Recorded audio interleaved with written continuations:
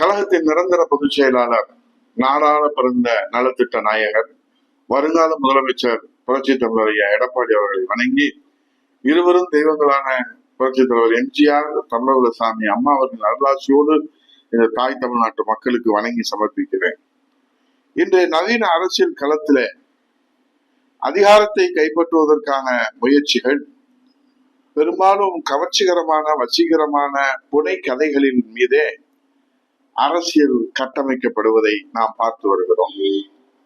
களத்துக்கு வரும் புதிய அரசியல் கட்சிகள் நாட்டில் தற்போது நிலவும் அரசியல் சூழலை மாற்றி அமைப்போம் என்றும், மாசற்ற ஒரு மாற்றத்தை தருவோம் என்றும் வாக்குறுதி அளித்து மக்களை தம்பால் ஈர்க்கின்றனர்.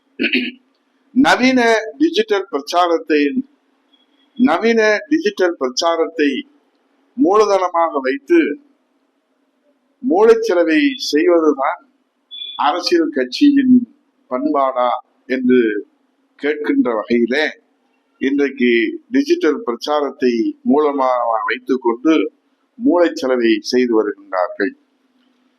சொற்களுக்கும் செயல்களுக்கும் இடையிலான எப்போதும் மாறாத ஒருமைப்பாட்டை, நிலைப்பாட்டை வைத்துத்தான் மக்கள் மதிப்பிடுவார்கள், கணக்கிடுவார்கள் கட்சியின் செல்வாக்கு என்பதை தாவேக கட்சி மறந்துதான் போனதோ? கவர்ச்சிகரமான அரசியல் பேச்சுகளும் வசீகரமான சொல்லாளர்களும் அரசியல் நடவடிக்கைகளை விட வேகமாக ஓட தொடங்கும் போது தொடக்கத்தில் இருக்கும் மக்கள் பேரெழுச்சி நாளடைவில் மங்கி போய் மௌனமான ஆழமான அவநம்பிக்கையாக மாறிவிடும் என்பதுதான் அரசியல் வரலாறு. அரசியல் உரையாடல்கள் வெறும் விளம்பர வெளிச்சமாகவும் காட்சியில் கூடாரங்களாகவும் சுருங்கிவிடப்பட்ட இந்த காலகட்டத்தில் தான் நாம் வாழ்ந்து கொண்டிருக்கிறோம் என்றாலும் கூட கவர்ச்சிகரமான வசனங்கள், கதைகளின் மூலம் தேர்தல்களில் தற்காலிக வெற்றி பெறக்கூடும். ஆனால் ஒரு அரசியல் கட்சியின் நேர்மை என்பது நெருக்கடியான தருணங்களிலே, நெருக்கடியான காலங்களிலே அந்த கட்சியும் அதன் தலைவரும் எடுக்கும் தொடர் நடவடிக்கைகளிலே தான் அதனுடைய செல்வாக்கு நிரூபிக்கப்படுகிறது. ஒரு கட்சியின் உண்மை சித்தாந்தம் நெருக்கடிகளில் அது எடுக்கும் முடிவுகளிலே தான் வெளிப்படுகிறது. ஒரு கட்சி தனது அறிவிக்கப்பட்ட கொள்கைகளை தற்காலிக அரசியல் லாபங்களுக்காக திரும்ப திரும்ப விட்டு கொடுக்கும் போது இறுதியில் அந்த தற்காலிக லாபமே அந்த கட்சியின் நிலையான சித்தாந்தமாக மாறிவிடுகிறது. தமிழகத்தின் அரசியல் சூழலில் தமிழக வெற்றி கழகத்தின் வருகையை நாம் அப்படித்தான் பார்க்கிறோம். தொடக்கத்தில் பெருவாரியான மக்களின் கவனத்தை ஈர்ப்பதற்காக காரணம், அது தமிழ்நாட்டின் அரசியல் அரங்கில் ஒரு புதிய உரையாடலை தொடங்கி வைத்து எதிர்பார்ப்புகளை உருவாக்கி எதிர்பார்ப்புகளை உயர்த்தியது என்பது நாம் அறிந்த ஒன்றுதான். ஆனால் இன்றோ நிலைமை என்ன? காவிரி நீர் பிரச்சனை, மேகதாது பிரச்சனை, சட்டம் ஒழுங்கு பிரச்சனை, பெண்கள் பாதுகாப்பு, போதைப் பொருள் நடமாட்டம், மின்வெட்டு பிரச்சனை, அரசு மருத்துவமனையின் அவல நிலைகள், தமிழகத்தின் கடன் அளவு, அதோடு கோயில்கள் நிலம் கொள்ளை போகிறது, நீட் தேர்வு விலக்கு என்று லாக்கப்பிடத்திலே சாதி வேண்டாம் நீதி வேண்டும் என்று சொன்ன விஜய் முக்கிய பிரச்சனைகளிலே வகிக்கும் மௌனம், இப்படி தமிழ்நாட்டின் முக்கிய பிரச்சனைகளிலே விஜய் வகிக்கும் மௌனம் அதன் தொடக்க கால நிலைப்பாட்டை கேள்விக்குறி ஆக்கும் போது அதன் கொள்கை ஆழம், விஜயின் கொள்கை ஆழம் குறித்து மக்கள் இயல்பாகவே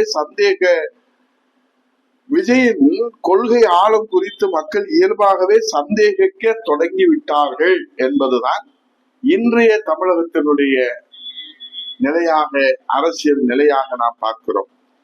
தாவேக கட்சி தான் தொடக்கத்தில் பிரச்சாரம் செய்ததற்கும் விஜய் தலைமையிலான தாவேகா கட்சி தான் தொடக்கத்தில் பிரச்சாரம் செய்ததற்கும் களத்திலே நடைமுறைப்படுத்துவதற்கும் இடையே இடைவெளி அதிகரித்துக் கொண்டே போகிறது.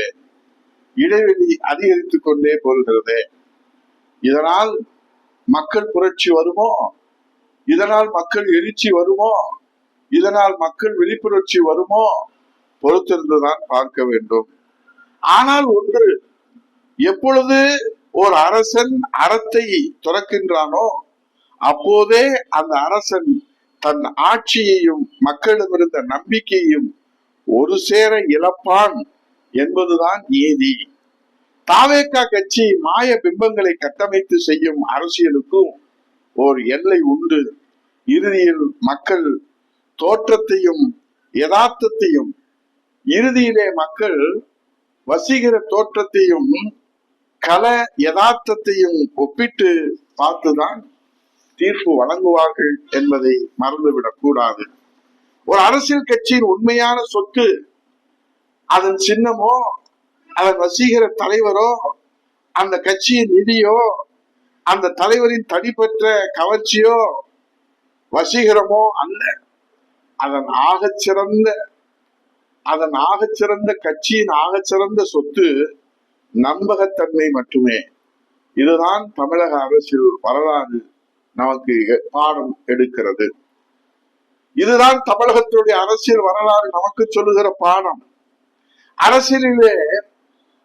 அரசியலிலே பொய், வசீகரம், கவர்ச்சி ஒரு தேர்தலில் வேண்டுமானால் வெற்றியை தரக்கூடும். அரசியல் பொய், அரசியல் வசீகரம், அரசியல் கவர்ச்சி ஒரு தேர்தலில் வேண்டுமானால் வெற்றியை தரக்கூடும். ஆனால் அரசியல் அறம் மட்டுமே. மாண்புமிகு முதல்வர் விஜய் அவர்களே, அரசியல் அறம் மட்டுமே காலத்தை கடந்து ஒரு கட்சியை உயிர்ப்போடு வைத்திருக்கும். இதுவும் அரசியல் வரலாறு தான். இப்போது எதற்காக இதை விவாதிக்கிறோம்? நடப்பு நிதியாண்டிலே கடந்த 3 மாதங்களிலே ஏப்ரல், மே, ஜூன் வரையிலான காலங்களில் மட்டும் ரூபாய் 20,881 கோடி ரூபாய் தாவேகா அரசு கடன் வாங்கியிருக்கிறது. இந்த முழு ஆண்டிலே இன்னும் 1.22 லட்சம் கோடி கடன் வாங்க தாவேகா அரசு திட்டமிட்டிருக்கிறது. மாநில சரக்கு மற்றும் சேவை வரி, முத்திரைத்தாள் மற்றும் பதிவு கட்டணம், விற்பனை மற்றும் வர்த்தகம் மீதான வரி என பல வகைகளிலும் வருவாய் வந்தாலும் தமிழக அரசினுடைய கடன் வாங்குகிற இந்த நிலை எங்கே போகிறது? தமிழகம் ஏற்கனவே 10-11 லட்சம் கோடி கடன் இருக்கிறது. ஆகவே விஜய் தலைமையிலான தாவேகா அரசினுடைய நம்பகத்தன்மை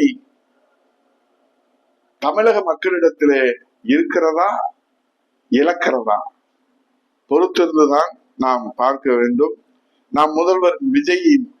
நம் முதல்வர் விஜயின் மௌனமே இதற்கு சாட்சி. இதுவே தாவேகாவின் அரசாட்சி. நம் முதல்வர் விஜயின் மௌனமே இதற்கு சாட்சி. இதுதான் தாவேகாவினுடைய அரசாட்சி. நல்ல மாற்றமாயுது. நாட்டு மக்களை சிந்திக்க வேண்டிய நேரம் இது. நிர்வாக நடப்புக்கே நாடு கடன் வாங்கும் போது நாட்டு மக்களுக்கு கொடுத்த வாக்குறுதிகள் உயிர் பெறுமா, உயிரற்று போகுமா? பொறுத்திருந்து பார்ப்போம். நன்றி.